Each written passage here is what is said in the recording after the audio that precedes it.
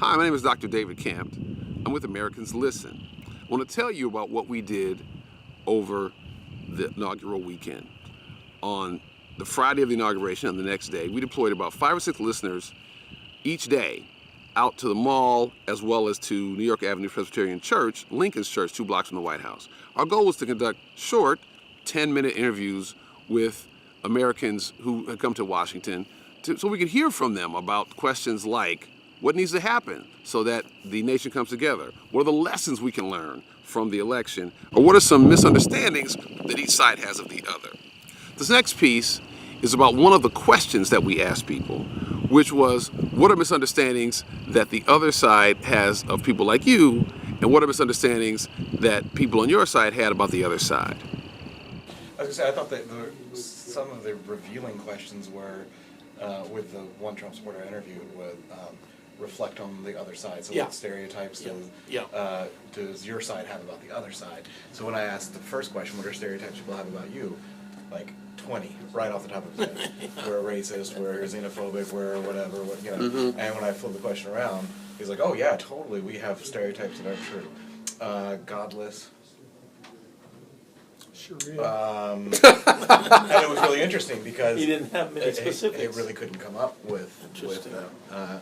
And so that was actually, while the answer wasn't there, the lack of an answer was in itself revealing, which I thought was. But some people, I was actually surprised, some people did have quite a list of stereotypes that they had about the other side. They knew it, and yet they still would carry that, right. Exactly. Oh, so they answered that question, it worked. It Yeah, did work. I Yeah, thought so. They knew very well that there were those stereotypes on their side, and yet still kind of would. What did the Push thing, those what, forward, what yeah. did the Trump people bring up about stereotypes that Things they like had? lazy and That was one that I heard Right. too, yeah. that they're always looking for a handout. Yeah, a lot of Wow. stuff like that. Okay. One guy had a comment, let's see if I can remember it. The left has given up on the country or doesn't believe in the country. And the right, it was a conservative guy, the right doesn't believe in government. Which I thought was an interesting juxtaposition of what he saw as the abuses of the two extremes. Right. I'd never heard it said quite, I'm not sure that's a formulation that's out there, but I thought that was interesting. The leftists have given up on the country and conservatives have given up on government.